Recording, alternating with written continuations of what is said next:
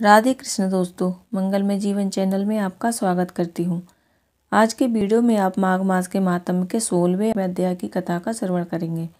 आइए कथा शुरू करते हैं। कार्तवीर्य ये कहने लगा कि हे भगवान, वह राक्षस कौन था और कांचन मालिनी कौन थी? उसने अपना धर्म कैसे दिया और उनका साथ कैसे हुआ?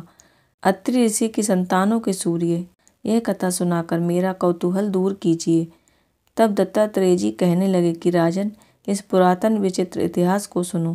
कंचन मालिनी नाम की एक सुंदर अप्सरा थी जो माघ मास में प्रयाग में स्नान करके कैलाश पर जा रही थी। तब उसको मार्ग में जाते हुए हिमालय के पुंज से एक घोर राक्षस ने देखा। उस सोने जैसी तेज वाली, सुंदर कटी वाली, बड़े बड़े नेत्रों वाली, चंद्रमुखी, सुंदर केस और पीन पयोधर वाली सुंदर अप्सरा को देखकर उस राक्षस ने कहा, हे सुंदरी कमल नयनी, तुम कौन हो और कहाँ से आ रही हो? तुम्हारे वस्त्र और बेणी भीगी हुई क्यों है? तुम आकाश मार्ग से कहाँ जाती हो और किस पुण्य के प्रताप से तुम्हारा शरीर ऐसा तेजस्वी और ऐसा मनोहर है? तुम्हारे गीले वस्त्र से मेरे मस्तक पर गिरे हुए एक बूंद जल से मेरे क्रूर मन को एकदम शांति प्राप्त हो गई। इसका क्या कारण है? तुम बड़ी शीलवती प्रतीत होती हो, इसका कारण मुझसे कहिए। अप्सरा ने कहा कि हे राक्षस, सुनो, मैं काम रूपिणी अप्सरा हूँ। मैं प्रयाग में संगम में स्नान करके आ रही हूँ। इसी से मेरे वस्त्र भीगे हैं। अब कैलाश पर जा रही हूँ, जहाँ पर श्री शिव निवास करते हैं। त्रिवेणी के जल से मेरी सब क्रूरता दूर हो गई, जिसके पुण्य के प्रभाव से मैं इतनी सुंदर और पार्वती जी की प्रिय सखी हुई हूँ। जो आश्चर्य देने वाला उदाहरण मुझसे ब्रह्मा जी ने कहा था, सो सुनो। मैं कलिंग देश के राजा की वेश्या थी। रूप, लावण्य और सुंदरता में अपूर्व थी। मेरी सुंदरता पर सारा नगर मोहित था और मैंने अनेकों प्रकार के भोग भोगे। अनेक प्रकार के वस्त्र और आभूषणों की घर में कोई कमी नहीं थी। कई कामी पुरुष आपस में स्पर्धा से ही मृत्यु को प्राप्त हो गए।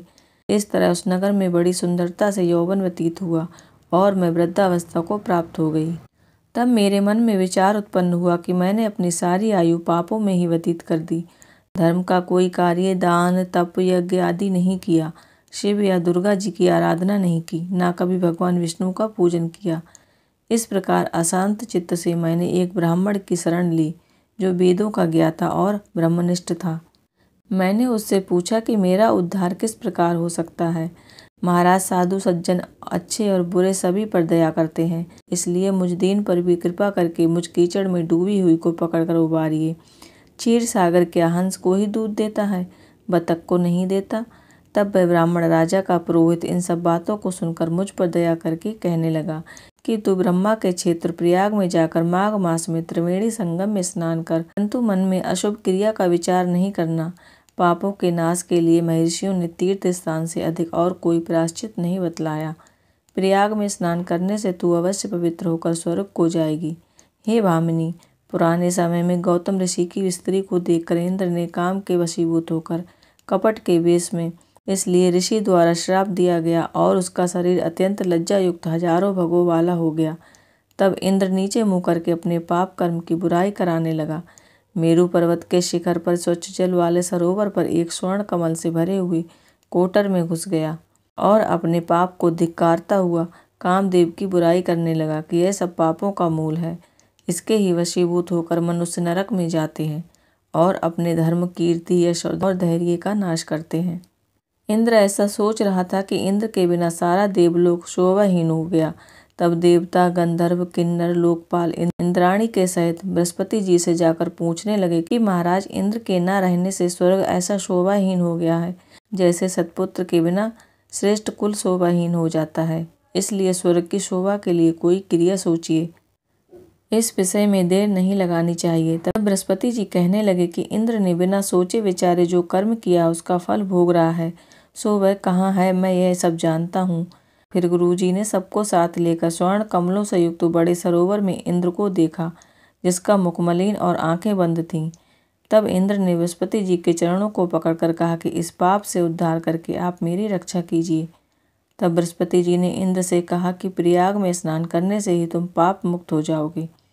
तब इंद्र सहित सबने ही प्रयाग में जाकर संगम में स्नान किया और त्रिवेणी स्नान से इंद्र पाप मुक्त हो गए। तब बृहस्पति जी ने इंद्र को वरदान दिया कि तुम्हारे शरीर में जितने भग हैं सब नेत्र हो जाएं। तब इंद्र ब्राह्मण के बल से हजारों नेत्रों से ऐसा सुशोभित हुआ जैसे मानसरोवर में कमल शोभायमान होता है। माघ मास के 16वें अध्याय की कथा यहीं पर समाप्त होती है। आशा करती हूँ आज का वीडियो आपको पसंद आया होगा। अगर आज का वीडियो आपको पसंद आया है तो लाइक, शेयर एंड कमेंट करें। कमेंट बॉक्स में राधे कृष्ण जरूर लिखें। भगवान श्री हरि विष्णु की कृपा आप सभी पर बनी रहे। ईश्वर से इसी प्रार्थना के साथ आज का वीडियो यहीं पर समाप्त करती हूँ। राधे कृष्ण।